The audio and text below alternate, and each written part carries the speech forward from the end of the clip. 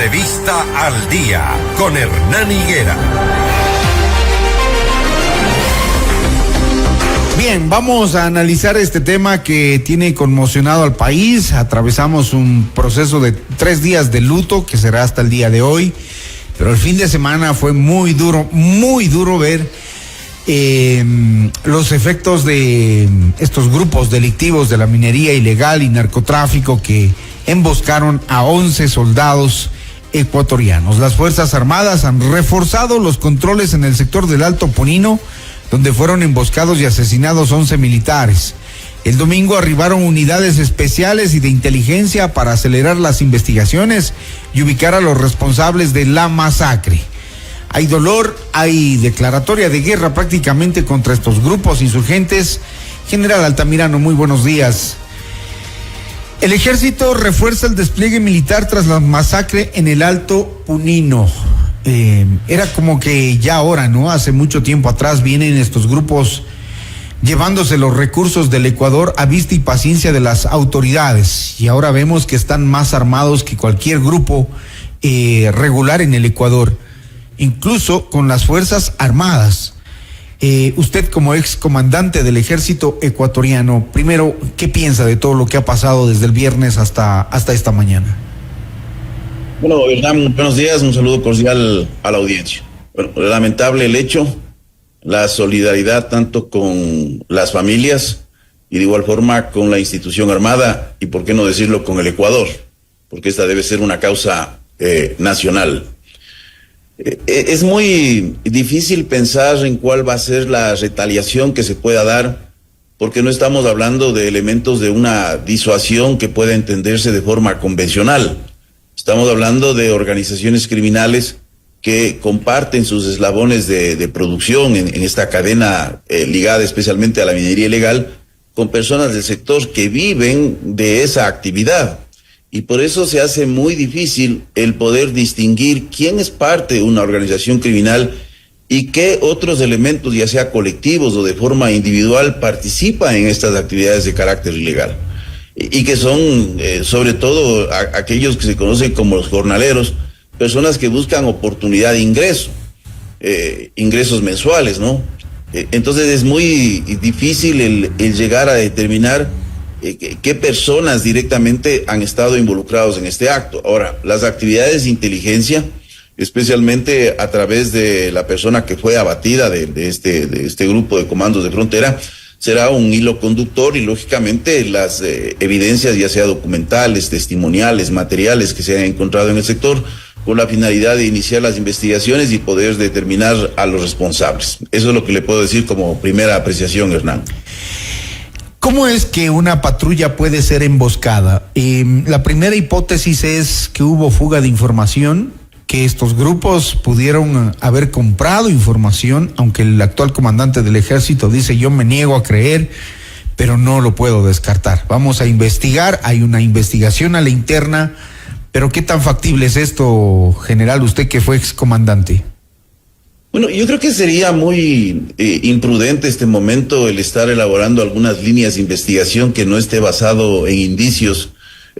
Salió en las redes sociales alguna información que la dio un periodista, pero hasta lo que yo conozco esa información no es real.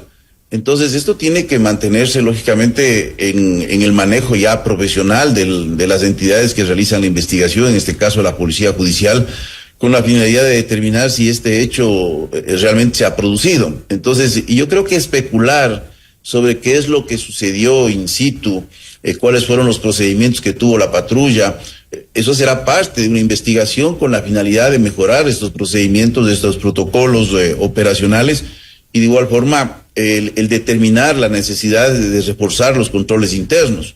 Pero es muy temprano decir simplemente por alguna noticia o especialmente en estas burbujas de las redes sociales en donde se dice cualquier cosa y prácticamente vemos que muchas de las cosas que se dicen son manipulaciones de la verdad o alteraciones completamente de la misma. Entonces, yo más bien diría, hay que obrar con prudencia, porque estamos frente a un hecho que es lamentable y es un hecho que debe alarmar a la sociedad en el sentido de que hay que dar una respuesta desde el Estado, pero una respuesta que entienda que la disuasión que tenemos que generar es una disuasión que no viene exclusivamente desde la mano del ejercicio de la violencia legítima del Estado, sino también de los otros órganos que permiten cerrar este círculo vicioso de reproducción del delito en el Ecuador, que especialmente tiene que ver con el asunto de la justicia, de los órganos que tienen la responsabilidad de determinar responsabilidades y posteriormente de hacer cumplir las sanciones retributivas a la sociedad.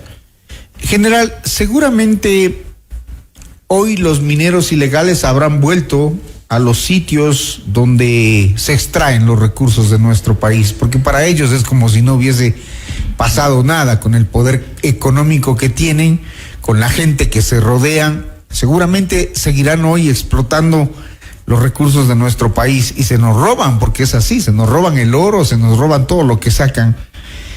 La masacre contra los 11 militares no pone, digamos, un antes y un después para que se ejecute y se ejerza el control, es decir, 17 provincias están contaminadas con minería ilegal.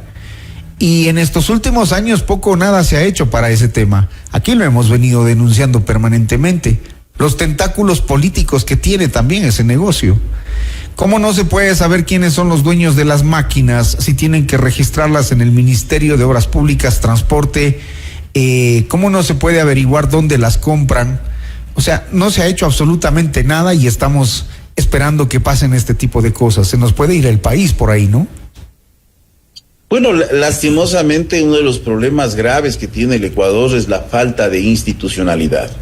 Esto no se trata de pensar solamente que la solución al problema de criminalidad que tiene el país, que es diverso, porque tenemos un abanico que va desde robo en diferentes modalidades. Tenemos ya un incremento este año en el periodo de lo que es de enero a marzo del 3.88%, por ejemplo, en lo que son robo a domicilios, robo a personas, robo de motocicletas, de automóviles, a locales comerciales. Ha habido disminuciones importantes en cierto tipo de delitos, pero el incremento en general estamos hablando de un 3.88%. Entonces, en estas modalidades diferentes, la extorsión, por ejemplo, que vemos que hay un decrecimiento progresivo, posiblemente este año estemos cerrando con un valor muy inferior a los 23,000 que cerramos el año anterior, posiblemente con 15,000, 16,000, pero cuando vemos los datos históricos, vemos cómo estos crecieron en una forma muy abrupta durante el gobierno de Lasso. Durante el gobierno de Lasso prácticamente se inicia con 1,600 actos de extorsión denunciados en la Fiscalía y prácticamente se termina con más de 20,000. Entonces estamos hablando de un déficit en la política de seguridad en ese periodo. Lo propio podemos decir en términos de secuestro, que al momento lo que podemos extrapolar es que vamos a terminar con un nivel muy similar al año anterior, en el orden del 2000. Y cuando ya hablamos de homicidios, que es el indicador, yo digo, central cuando se analiza violencia en un país, estamos hablando que tranquilamente, no solo extrapolando los datos de enero hasta abril, sino viendo la tendencia, tranquilamente podríamos estar bordeando los 10,000. Entonces tenemos varias expresiones delictivas, desde la delincuencia común organizada a la delincuencia de grupos organizados transnacionales, que esto también hay que diferenciar, porque ¿cómo podemos enfrentar bajo las mismas herramientas de estos dos tipos de agrupaciones? Y ahí tenemos, por ejemplo, un profundo déficit, por lo menos de comunicación del gobierno, porque no conocemos. Muchos hablamos aquí de que hay la necesidad de aplicar, por ejemplo, la extinción de dominio, pero cuando uno revisa los casos judicializados entre el 2015 y 2022, si mal no recuerdo, tenemos 2 casos que terminaron prácticamente en extinción de dominio, no tenemos más. Entonces, cuando usted captura a uno de estos cabecillas, estas personas no son las que manejan los hilos conductores del dinero. Porque ¿qué les va a extinguir a ustedes? Los zapatos Nike, la televisión plasma que tienen, la cadena de oro. ¿Qué les va a extinguir de dominio a estas personas? Entonces hay que investigar justamente, como usted menciona, si hay una compra de maquinaria que no lo puede comprar cualquier persona, que tiene que evidenciarse de dónde vienen esos recursos, quién es la persona que se hace responsable. Ahí están los hilos conductores. Lastimosamente esto llega hasta los niveles de poder local, de poder nacional, porque yo recuerdo muy bien el caso de Buenos Aires. El caso de Buenos Aires es algo que se dio por años, no es algo que nació de un momento a otro.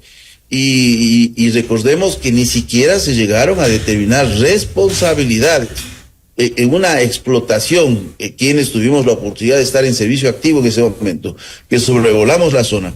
No es algo que estaba en la mitad de una cañada o en la mitad de dos montañas. Era una cosa que impresionante, el nivel de destrucción de la naturaleza, de las actividades que se venían realizando y sobre todo en un tejido social que estaba totalmente contaminado por estas actividades, desde alojamientos, servicios de comida.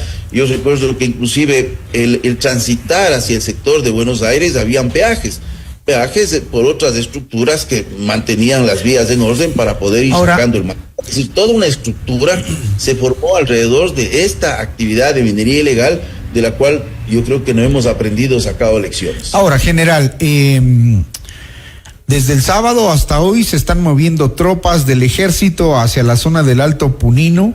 Están yendo los comandos, los selvas, entrando a limpiar esa zona. Pero es que no es tan difícil ahogar las economías de estos grupos ilegales.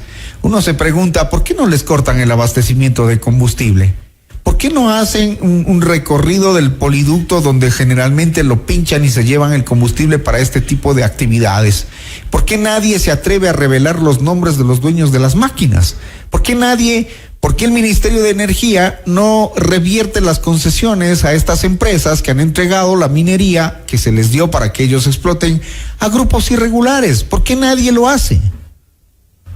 Mire, uno de los problemas y desafíos más fuertes que se tiene es la corrupción. Mire, yo recuerdo que cuando tuve la oportunidad de estar en Morona, Santiago, en donde teníamos estos problemas también de minería ilegal, quien estaba vinculado directamente en estas explotaciones era el prefecto en ese tiempo. Claro, sabemos los nexos políticos que tienen, ¿no? Entonces estamos hablando de niveles de penetración y de incidencia en la toma de decisiones, y le estoy hablando de un sector en donde no hubo una gran violencia, tuvimos algunos incidentes, pero era vista y paciencia prácticamente de las autoridades. Entonces aquí tenemos niveles de contaminación muy fuertes de las estructuras estatales, y el problema del país es que la política de seguridad se discute alrededor de esta polarización política en donde se busca señalar culpables. Y ese es un problema gravísimo, porque si no tenemos una política de Estado y dejamos de tener una política de un hermetismo que está basado en narrativas, porque yo creo que lastimosamente la política de seguridad del país se ha ido haciendo en la mesa de comunicación, con la finalidad de obtener réditos de carácter político, viendo más allá de elementos estructurales. Y cuando hablo de elementos estructurales, no hablo exclusivamente de elementos que puedan combatir la pobreza y los problemas de inclusión económica y social, sino problemas estructurales de transformar las instituciones de seguridad y las instituciones de justicia. Pero de esto, por ejemplo, poco se ha hecho. Y lo más grave es cuando se toman decisiones en la coyuntura que siguen profundizando los problemas estructurales. Y de esto hemos sido campeones, porque a la final estas decisiones coyunturales que se toman generan aplausos. Pero el día de mañana tenemos los desafíos. Mire, cuando yo criticaba esta formación acelerada de policías, este incremento desmedido de 10,000 policías al año, que no se cumplió en su totalidad, pero se cumplió en forma importante, la pregunta era, ¿alguien se sentó a balancear cuánto cuesta estos recursos y a la final cómo vamos a equipar a estas fuerzas? Y cuando usted ve, por ejemplo, la ejecución presupuestaria en el año anterior, los gastos operativos de la Policía Nacional con mayor cantidad de efectivos disminuyeron entre el 2024 en relación al 2023. Entonces, todos estos elementos hay que sopesar, hay que pensar que el país tiene recursos limitados, y en esos recursos limitados hay que tomar decisiones que son inteligentes. Pero si no cambiamos la estructura o la arquitectura de seguridad del país, por lo menos cumpliendo mínimamente la ley, porque debe haber una Secretaría de Seguridad Pública de Estado, y eso ni siquiera por lo menos existe. Entonces ahí cuando yo le digo no hay institucionalidad, porque las leyes son interpretadas, las normativas legales son manejadas a voluntad de las personas.